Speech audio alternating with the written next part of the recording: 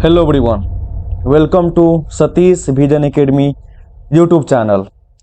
अगर आप बिहार सीजीएल 4 2026 के लिए तैयारी कर रहे हो और आपके पास कोई प्लान नहीं है, कोई तरीका नहीं है क्या पढ़ना है, कैसे पढ़ना है, कितना दिनों में क्या करना है, एग्जाम कब होने वाली है, तो यह एक वीडियो है आप सभी के लिए बहुत ही ज़्यादा महत्वपूर्ण है। और उम्मीद है कि यह एक वीडियो से आप सभी को बहुत ही ज़्यादा हेल्प होने वाली है। और इसमें हम कंप्लीट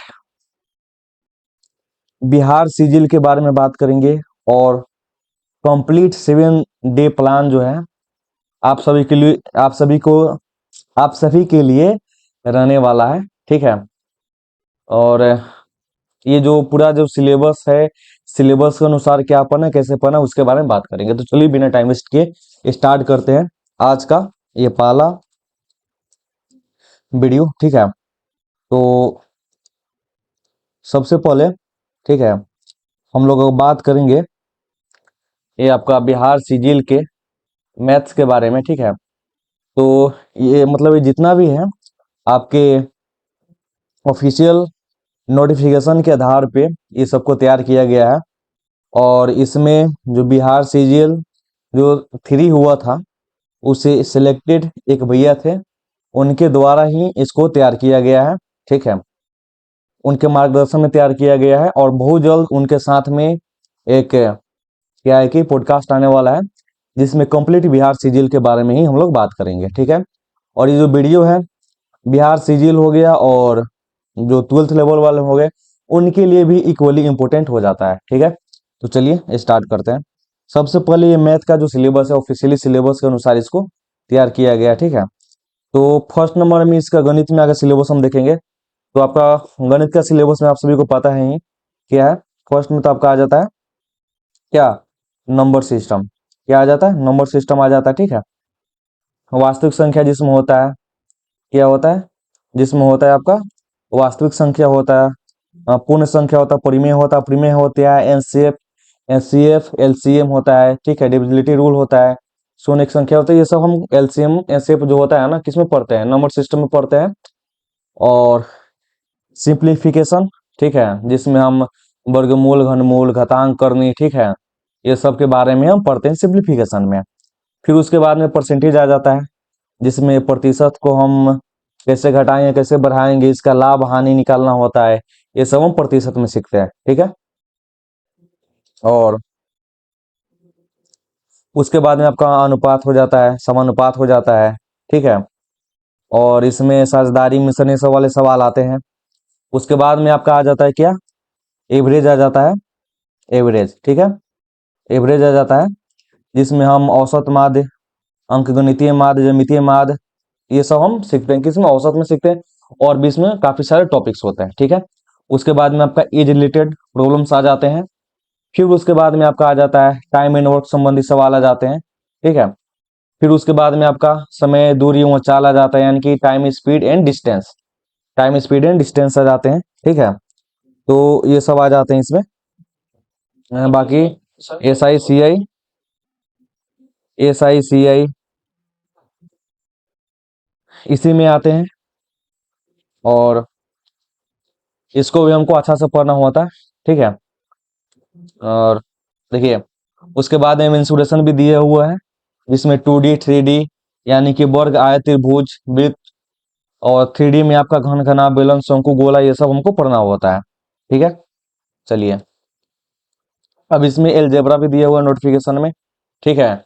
जिसमें आपका द्विघात समीकरण, रैखिक समीकरण, ठीक है, असमीकाय और बीजगणितीय व्यंजक सर्वसमीकाय को भी पढ़ना होता है। उसके बाद में त्रिगोनोमेट्री, इसे भी सवाल आ जाते हैं। ठीक है।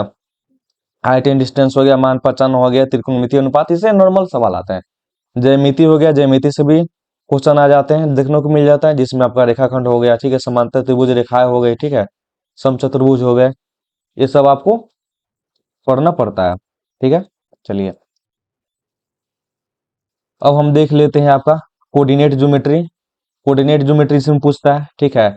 उसके बाद में आपका डाटा इंटरप्रिटेशन, उसके बाद में प्रोबेबिलिटी पूछता है, और आपका सेट में से क्वेश्चन आते हैं, और तार्किक तर्क संगति और गणितीय तर्क यानी कि मैथमेटिकल रीजनिंग से भी क्वेश्चन इसमें देखने को मिलता है। ठीक है, सभी जो प्रश्न होते हैं आपके क्या होता है, ऑब्जेक्टिव टाइप होते हैं, और एक क्वेश्चन जो होता है कितने नंबर का होता है आपको कमेंट में बताना है। चलिए अब हम रीजनिंग के देखते हैं। ठीक है, बिहार एसएससी सीजीएल रीजनिंग के लिए क्या सिलेबस है ऑफिशियल नोटिफिकेशन के अनुसार। देखिए सबसे पहले आपका आ जाता है कोडिंग डिकोडिंग, क्या आता है, सबसे पहले आपका आता है कोडिंग और डिकोडिंग। ठीक है, कोडिंग और डिकोडिंग आ जाता है। उसके बाद में आपका आता है ब्लड रिलेशन आ जाता है। फिर उसके बाद में डायरेक्शन सेंस वाले क्वेश्चन आते हैं। फिर उसके बाद में सिटिंग अरेंजमेंट वाले क्वेश्चन आते हैं। फिर उसके बाद में अल्फाबेट टेस्ट आते हैं। ठीक है, फिर उसके बाद में सीरीज के क्वेश्चन आते हैं, और सीरीज के क्वेश्चन आते हैं। ठीक है, उसके बाद में देखिए एनालॉजी से क्वेश्चन आते हैं, जिसमें आपका वर्ड एनालॉजी, नंबर एनालॉजी, ये सब के बारे में पूछा जाता है। उसके बाद में क्लासिफिकेशन हो गया, जिसमें समूह बनना, विषय का विषम का चयन करना, तो उसके बाद में तर्क आधारित वर्गीकरण जो होता है, ये आपका क्लासिफिकेशन का भी ये पार्ट है। ठीक है, उसके बाद में आपका स्टेटमेंट एंड कंक्लूजन आ जाता है, जिसमें आपका कथन दिए गए होते हैं, निष्कर्ष निकालना होता है, सत्य और अनिश्चित का निर्धारण करना होता है। ये किस में आ जाता है आपका, यह स्टेटमेंट एंड कंक्लूजन में आ जाता है। ठीक है, उसके बाद में स्टेटमेंट एंड रीजन होता है चैप्टर, इससे भी क्वेश्चन मतलब कि सिलेबस में दिया गया है। उसके बाद में कथन और धारणाएं जो हो गया स्टेटमेंट एंड अजम्पशन। ठीक है, उसके बाद में कथन एंड कार्यवाही पाठ्यक्रम यानी statement and course of action, पॉजल से क्वेश्चन आते हैं। सिलोलिज्म हो गया, ब्लॉक एंड कैलेंडर हो गया। उसके बाद में आपका ऑर्डर बैंकिंग टेस्ट, इससे क्वेश्चन आते हैं। मैथमेटिकल रीजनिंग से क्वेश्चन आते हैं। उसके बाद में दर्पण और जल प्रतिबिंब यानी कि मिरर और वाटर इमेज से भी क्वेश्चन इसमें देखने को मिलता है। ठीक है, तो टोटल कितने हैं, टोटल 18 टॉपिक्स है। ठीक है, 18 टॉपिक्स जो है रीजनिंग के हैं, जिससे क्या होगा बिहार सीजीएल में से क्वेश्चन देखने को मिलेगा। ठीक है, ये सब का जो पीडीएफ है ना, आपके बिहार एसएससी सीजीएल जो आपका चैनल है, ठीक है, 2026 उस पर देखने को मिल जाएगा। ठीक है, चलिए अब हम देखते हैं इसमें रीजनिंग का पार्ट। रीजनिंग तो देख लिए, ठीक है, ये रीजनिंग का ही है। और उसके बाद में चलिए अब देखते हैं जीएस का पोर्शन। ठीक है, जीएस के पोर्शन में बेसिकली क्या है, देखिए हिस्ट्री हमको पढ़ना है, पॉलिटी पढ़ना है, ठीक है ना, और साइंस पढ़ना है, इकोनॉमिक्स पढ़ना है। ठीक है, और भी बहुत सारी चीज पढ़ना है। सबसे पहले हम एक एक करके बात करते हैं। देखिए सबसे पहले आपको पढ़ना है प्राचीन इतिहास, यानी कि इसमें सिंधु सभ्यता हो गया, वैदिक काल हो गया, महाजनपद हो गया, मौर्य गुप्त साम्राज्य हो गया, दक्षिण भारत के प्रमुख राज्य हो गए, बुद्ध और महावीर युग हो गया, ये सब हमको प्राचीन हिस्ट्री में पढ़ना है। मध्यकालीन हिस्ट्री में आपका दिल्ली सल्तनत हो गया, मुगल साम्राज्य हो गया, आपका भक्ति और सूफी आंदोलन हो गया। ठीक है, मराठा साम्राज्य और सिख साम्राज्य हो गया। ठीक है, ये सब आपके मध्यकालीन में पढ़ना है।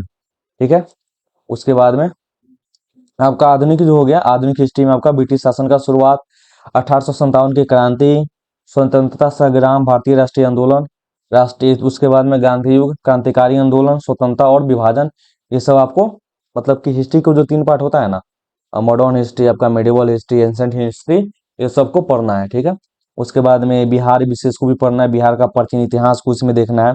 उसके बाद में मगध साम्राज्य, नालंदा विक्रमशिला विश्वविद्यालय, बिहार के स्वतंत्रता संग्राम, बिहार के सामाजिक संस्कृति विकास, यानी बिहार के इतिहास को भी हमको पढ़ना होता है। उसके बाद में पॉलिटी में हम बात करें तो पॉलिटी में आपका यानी कि राज्य व्यवस्था में आपका भारतीय संविधान आ जाता है, यानी कि संविधान का प्रमुख विशेषताएं, प्रस्तावना, मौलिक अधिकार, DPSP, fundamental rights, fundamental duties. ठीक है, उसके बाद में यूनियन स्टेट। ठीक है, उसके बाद में पार्लियामेंट, संसद, ये सब हमको पढ़ना होता है। उसके बाद में पंचायती राज व्यवस्था, नगर पालिका, उसके बाद में संविधान संशोधन को भी पढ़ना होता है। ठीक है, उसके बाद में निर्वाचन आयोग हो गया, आपका यूपीएससी हो गया, उसके बाद में आपका बीपीएससी, सीएजी हो गया, लोकपाल हो गया, सीबीसी हो गया।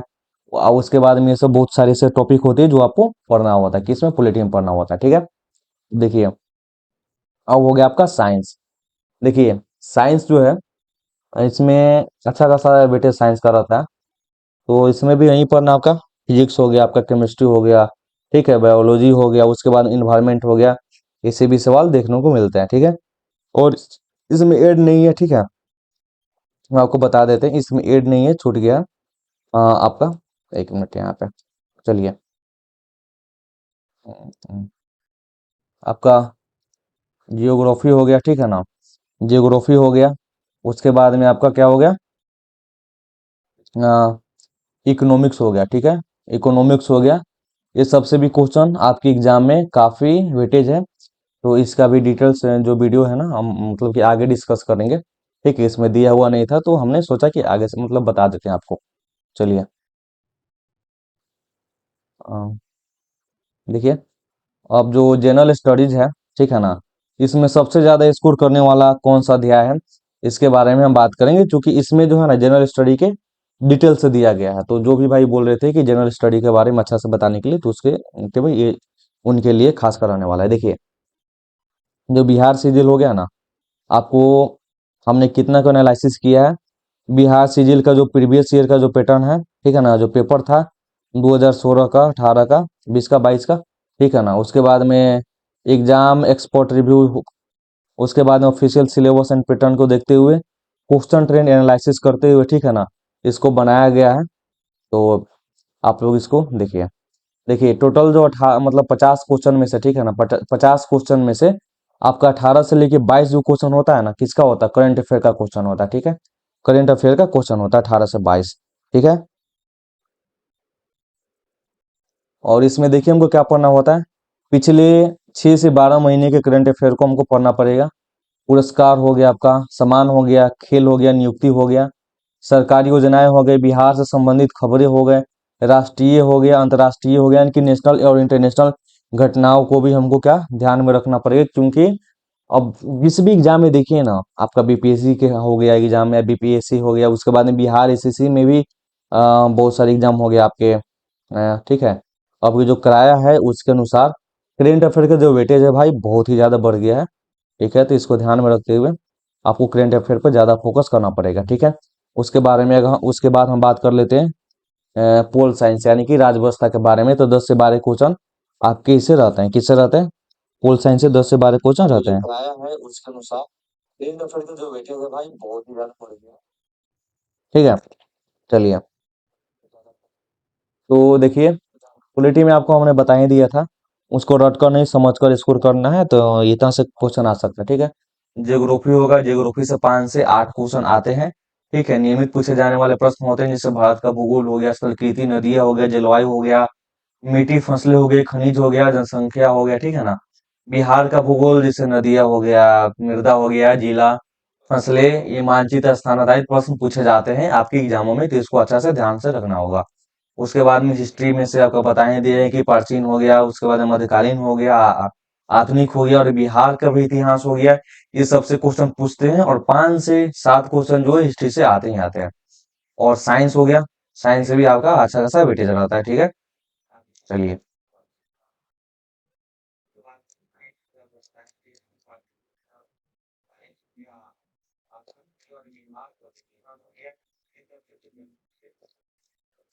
मतलब कि जीएस जो होता है ना, जीएस के बारे में बता रहे हैं, यानी कि जनरल अवेयरनेस के बारे में बता रहे हैं, इसमें भी क्वेश्चन पूछता है, ठीक है। तो करेंट अफेयर पॉलिटी को आपको इतना ध्यान देना पड़ेगा, ठीक है ना, हिस्ट्री और जियोग्राफी पे, फिर साइंस वाले सेक्शन पे, और ये रिवीजन करने पे आपको इतना ध्यान देना पड़ेगा, ठीक है। जीएस की तैयारी के फायदे क्या होते हैं, कम समय में ज्यादा स्कोर हो जाते हैं, ठीक है। उसके बाद में रटने वाले टॉपिक ज्यादा होते हैं, और देख लीजिए, सिलेबस स्पष्ट और सीमित होते हैं, क्या होते हैं, सिलेबस स्पष्ट और क्या होते हैं, सीमित होते हैं, ठीक है। उसके बाद में हर साल पूछे जाने वाले जो टॉपिक होता है ना, जितना भी टॉपिक होते हैं, आप उसको आप अच्छा से एक बार आप देख लीजिएगा ना, तो आप उसको अच्छा से क्या करते हैं, तो उसको समझ जाइएगा, जो लगता है जो पूछता है अ, उसको इजीली आप कर सकते हैं, ठीक है। तो उसके लिए आपको ज्यादा टेंशन नहीं लेना होता है। जनरल स्टडी का 50 क्वेश्चन होते हैं, और जनरल साइंस और जो मैथमेटिक्स होता है ना, उसमें 50 क्वेश्चन रहते हैं। तो आपका उसमें ये 5 से 6 क्वेश्चन जो होता है ना, आपका साइंस का होता है, ठीक है। चलिए, अब मैथमेटिक्स में जो कौन जो चैप्टर होते हैं ज्यादा स्कोर करते हैं, उसके बारे में हम ध्यान से देखेंगे, ठीक है। देखिए, सबसे पहले हम बात करते हैं नंबर सिस्टम। नंबर सिस्टम एक ऐसा चैप्टर है, एक ऐसा टॉपिक है कि आपके जो एग्जाम है ना, बिहार सीजीएल का या बिहार एसएससी जो भी एग्जाम लेता है, उसमें नंबर सिस्टम से बहुत ही ज्यादा क्वेश्चन होता है, ठीक है। नंबर सिस्टम से बीपीएससी में भी अच्छा खासा वेटेज देखने को मिलता है। तो सबसे जो ज्यादा वेटेज है आपका नंबर सिस्टम का है, ठीक है। किसका वेटेज है? नंबर सिस्टम का वेटेज है, ठीक है। और चलिए, उसके बाद में आपका सिंप्लीफिकेशन हो गया, परसेंटेज हो गया, रेशियो हो गया, एवरेज हो गया, ये सब आप लोग देख लीजिएगा एक बार। टाइम स्पीड इन डिस्टेंस हो गया, टाइम इन वर्क हो गया, सिंप्लीफिकेशन हो गया, सिंपल इंटरेस्ट, कंपाउंड इंटरेस्ट हो गया, ठीक है, इसे भी क्वेश्चन पूछते हैं। Profit and loss, mensuration, algebra, उसके बाद में डीआई जो हो गया, इसे को हम क्वेश्चन पूछते हैं, तो इसमें आपका दिया हुआ है, ठीक है। तो आपका जो मैथ स्कोर जो आपको करना है ना, 40% जो है ना नंबर सिस्टम पर आपको ज्यादा फोकस करना पड़ेगा, ठीक है। 20% जो है आपके time speed distance work interest and profit and loss पे करना पड़ेगा। डीआई मेंसुरेशन अलजेब्रा वगैरह होगी, इसको 10% करना पड़ेगा। परसेंटेज रेशियो एंड जो प्रोपोर्शन है उस पर आपका 30% आपको ध्यान देना पड़ेगा, ठीक है। आपको कंसेप्ट क्लियर करना है, फॉर्मूला को याद करना है, डेली प्रैक्टिस 100 क्वेश्चन को करना है, पीआईक्यू सॉल्व करना है, ठीक है ना। उसके बाद मैथ में फास्ट कैलकुलेशन प्लस कंसेप्ट करने मतलब करे आदमी को होगा ना, तभी जाकर आपका हाई स्कोर हो सकता है, ठीक है। बार बार जो प्रश्न पूछे जाते हैं उसका फ्रीक्वेंसी ज्यादा होता है, ठीक है ना। उसके बाद आपका कैलकुलेशन क्या है, कैलकुलेशन आपको फास्ट करना पड़ेगा, कम समय में आप ज्यादा स्कोर करना पड़ेगा, तब जाकर आपका क्या होगा, कॉन्फिडेंस बूस्ट होगा, ठीक है। अब आपका रीजनिंग, रीजनिंग का क्वेश्चन देखते हैं। ये जो दिया हुआ है ना भाई, 2 घंटा टाइमिंग, ये आपका क्या है, गलती से टाइपिंग हो गया, तो आप इस पर ज्यादा ध्यान नहीं दीजिएगा, ठीक है। चलिए, क्योंकि 2 घंटा में सब पेपर को करना पड़ता है, इसलिए यहाँ पे दिया हुआ है ना। ओके, अब देखिए आपका कोडिंग डिकोडिंग, 5 से 6 क्वेश्चन। कोडिंग डिकोडिंग का हाई वेटेज है, ब्लड रिलेशन का भी हाई वेटेज है, डायरेक्शन सेंस का भी हाई वेटेज है।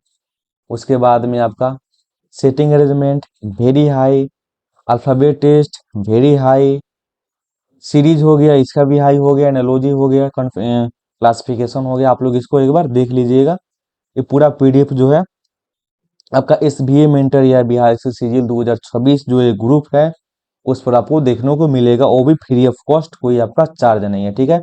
Mathematical reasoning, order and ranking, ठीक है, ये सारे जो क्वेश्चन है ना आपका ज्यादा वेटेज है, ठीक है। यहाँ पे दिया हुआ है कि स्कोरिंग जो स्कोर जो है मतलब कि स्कोरिंग जो चैप्टर है कौन सा है, तो आपका 40% है आपका सिटिंग अरेंजमेंट, कोडिंग डिकोडिंग और puzzle. Blood relation, direction sense और सीरीज से आपका 30% क्वेश्चन पूछेंगे, और आपका 10% रिवीजन प्रैक्टिस करना पड़ेगा, और 20% जो है आपका अदर टॉपिक जैसे अल्फाबेट हो गया, एनालॉजी हो गया, सिलोजिज्म हो गया, ये सबसे क्वेश्चन आते हैं, ठीक है। तो इसको आपको ध्यान में रखना पड़ेगा, ठीक है, तभी जाके आप आगे कुछ कर पाइएगा मेरे दोस्त।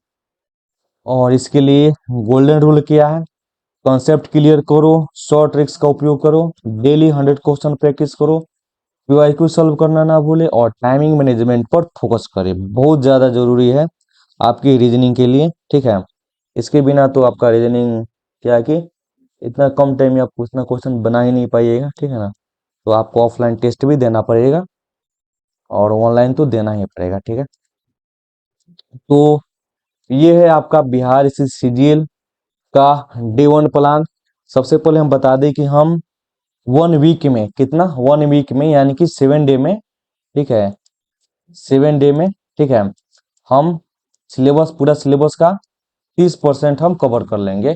अगर आप इसके अनुसार अगर आप पढ़ते हैं, ठीक है, तो इजीली हो सकते हैं, इसमें कोई डाउट नहीं है, ठीक है। और जो 30 दिन है, सॉरी 30% जो सिलेबस जो प्लान है आपके 7 दिन में है, तो इसके लिए हमको टाइमिंग भी ज्यादा देना ही पड़ेगा। तो मिनिमम आपको 10 आवर तो देने ही पड़ेंगे, ठीक है ना, आवर देने पड़ेंगे आपको, मतलब कि अगर बिहार सीजन निकालना है तो।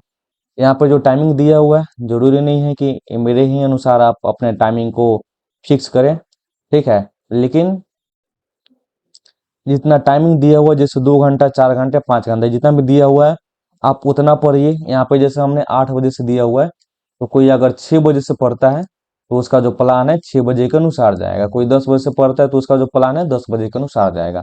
लेकिन मेरे अनुसार, ठीक है, जितना भी स्टूडेंट जैसे बाहर में रहते हैं वो नॉर्मली 8 बजे से ही पढ़ते हैं, क्योंकि सवेरे लेट से सोते हैं, तो फिर 8 बजे से मैंने इसीलिए मैंने इसको रख दिया है, ठीक है। चलिए, तो यहाँ से डे 1 का प्लान स्टार्ट होता है, ये बहुत ज्यादा जरूरी हो जाता है, ठीक है। तो देखिए क्या करना है, कैसे पढ़ना है, ठीक है ना। डे वन यानी कि आज की मेहनत कल की सफलता, इसे ही आपका डिसाइड होगा। ठीक है, कम समय में ज्यादा result, smart study plan start होता है यहाँ से डे वन। देखिए आपका मतलब कि 6 से 8 स्लॉट होंगे, 6 से 8 स्लॉट में आपको पढ़ना है। मैथ के लिए ठीक है, आपको 8 से 10 यानी कि 2 घंटा टाइमिंग देना है। और आपका कॉन्सेप्ट प्लस थ्योरी दोनों ही चलेगा। तो आपका 1 घंटा जो है, 1 आवर जो है आपको क्या चीज पर देना है, 1 आवर जो है आपका कॉन्सेप्ट पर देना है।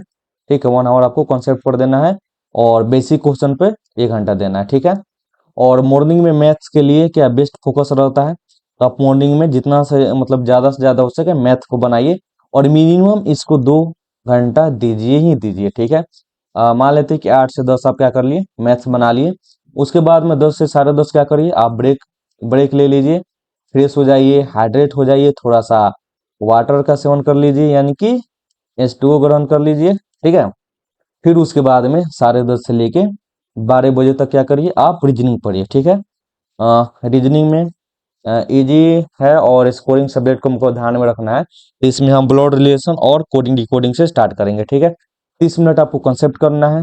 उसके बाद में आपको 1 घंटा इसको प्रैक्टिस करना है। 1 घंटा में आपको 50 से 70 क्वेश्चन को जो है प्रैक्टिस करना है, यानी कि रीजनिंग पर आपको मिनिमम 1.5 आवर्स का टाइम देना ही पड़ेगा, तब जाके रीजनिंग में आपके कुछ हो सकता है। ठीक है, इससे कम रीजनिंग में नहीं चलेगा तो नहीं चलेगा भाई। ठीक है, आपको ध्यान में रखना है। ठीक है, रखना है ध्यान में, बिल्कुल ध्यान में रखना है गाइज। और चलिए हम बात करते हैं रीजनिंग के बाद में आपका लंच ब्रेक ले लीजिएगा 12 बजे से लेके 1 बजे तक ले। ठीक है, अच्छा खाओ, थोड़ा रेस्ट करो 1 घंटा के लिए। उसके बाद 1 घंटा से लेके फिर 3 बजे तक यानी कि 1 बजे से लेके 3 बजे तक आपको स्लॉट जो 3 है उसमें आपको क्या करना है, हिस्ट्री करना है।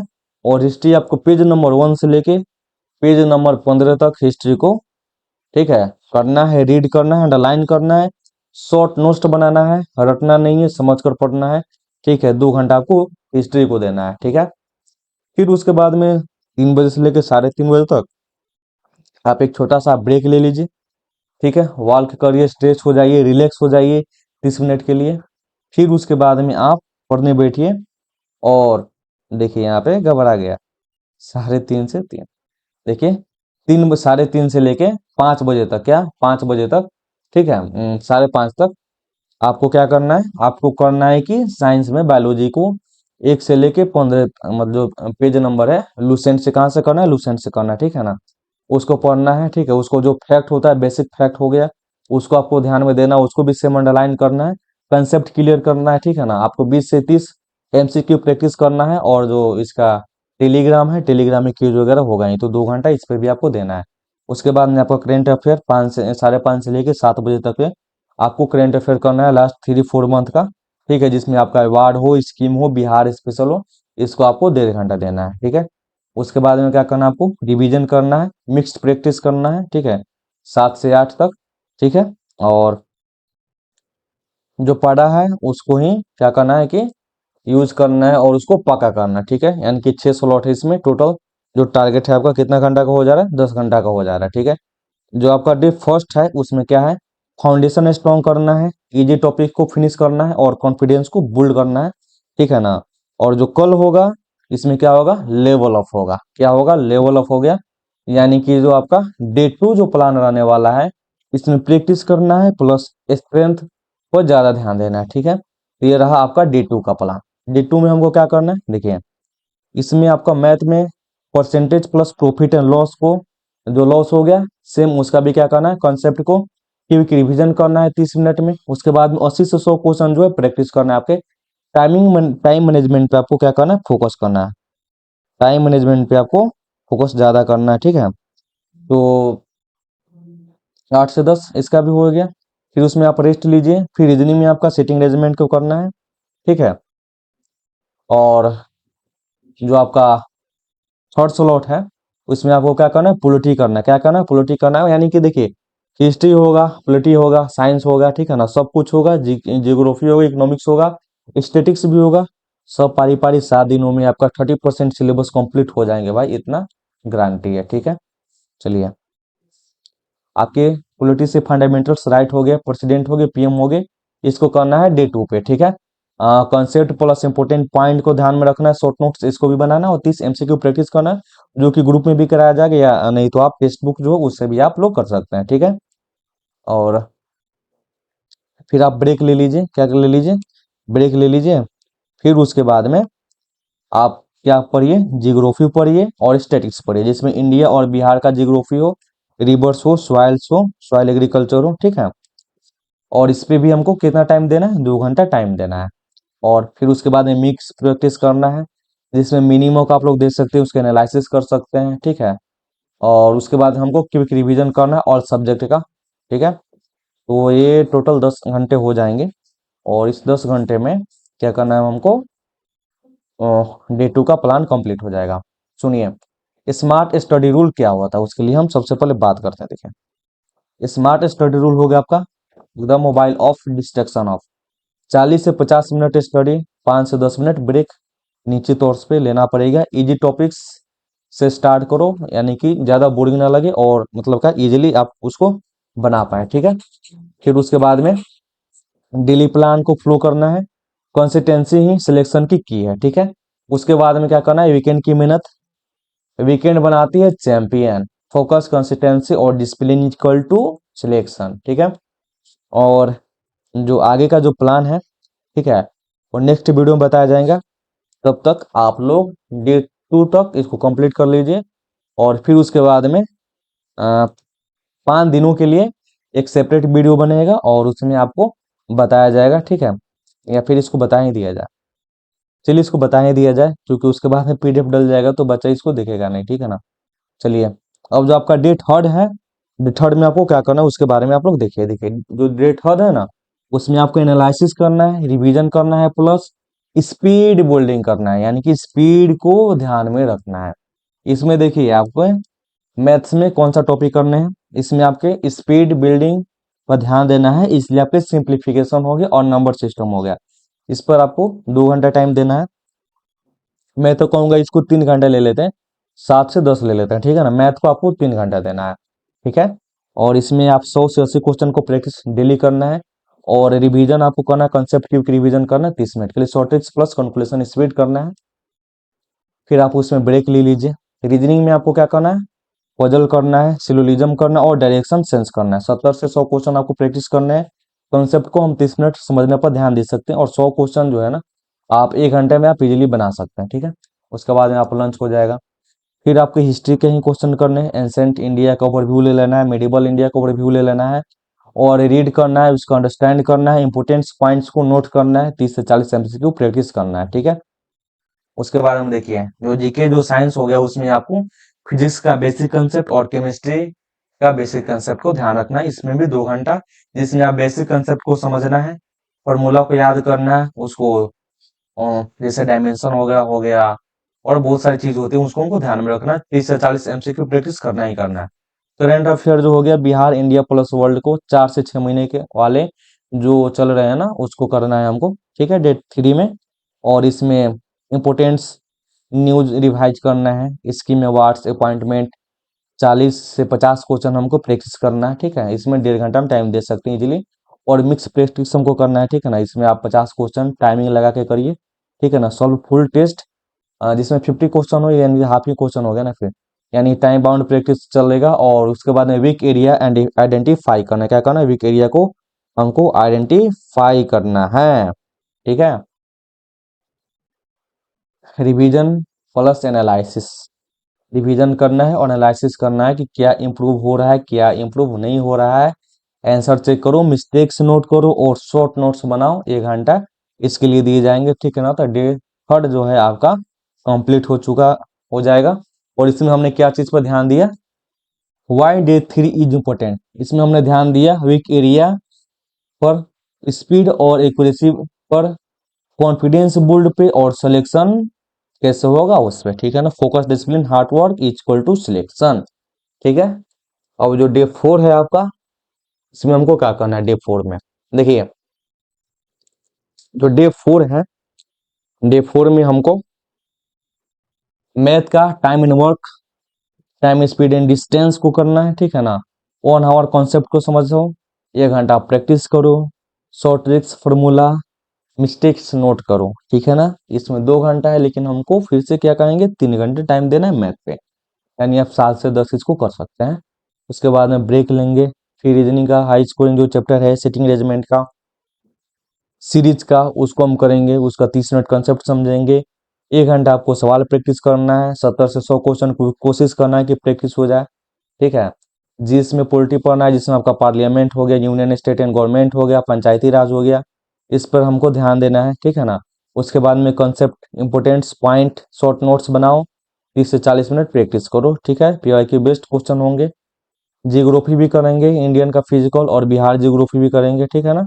इसको 2 घंटा, करंट अफेयर भी करेंगे 1.5 घंटे, और मिक्स प्रैक्टिस पर हम ध्यान देंगे 1 घंटा। 1 घंटे हम शॉर्ट रिवीजन करेंगे, जिसमें क्विक रिवीजन ऑल टॉपिक्स होगा, शॉर्ट नोट्स को हम कंप्लीट करेंगे, फॉर्मूला ट्रिक्स को याद करेंगे, और रैपिड रिकॉल करेंगे। क्या करेंगे, रैपिड रिकॉल करेंगे। और इसमें लीजिए 8वां स्लॉट भी हो गया, इसमें एनालिसिस और इम्प्रूवमेंट पे हमको क्या करना है, इसमें ध्यान देना है, ठीक है ना। आंसर को चेक करना है, मिस्टेक्स को नोट करना है, एक टॉपिक से हो गया ना, उसको लिस्ट बनाना है, ठीक है। और कल का जो टारगेट है उसको सेट करेंगे, ठीक है। तो आपका कंप्लीट डे 4 का क्या हो गया, प्लान हो गया, ठीक है। चलिए, तो इसमें हम क्या करेंगे, ये 30 मिनट का वीडियो हो गया भाई, तो इसको हम करेंगे डे 4 तक, और जो 3 दिन का जो प्लान है ना, उसका अलग से वीडियो लाएंगे, ठीक है ना, उसको हम बताएंगे उसमें। और जैसे ही ये डे 7 कंप्लीट होगा, डे 7 अगर कंप्लीट होता है, तो आपका 30% जो सिलेबस है वो कंप्लीट हो जाएंगे, ठीक है। और जो आपका क्विज है, ठीक है ना, आपके ग्रुप में लगाए जाते हैं। ग्रुप का नाम क्या है, चलिए बता देते हैं। आप लोग लिंक दे देंगे, आप लिंक से भी जा सकते हैं, लिंक से भी जा सकते हैं, ठीक है ना। नहीं तो आप लोग क्या होगा कि आप लोग सर्च भी कर लीजिएगा, फिर आ जाएगा ग्रुप का लिंक। ग्रुप का नाम क्या है, ग्रुप का नाम है, एक तो है आपका SBA मेंटर, ठीक है, SBA मेंटर। और दूसरा जो है बिहार SSC CGL 2026, ये ग्रुप है, आप लोग इस पर ज्वाइन हो जाइएगा। तो फिर इसका जो PDF वगैरह है आपको इसमें दे दिया जाएगा, ठीक है।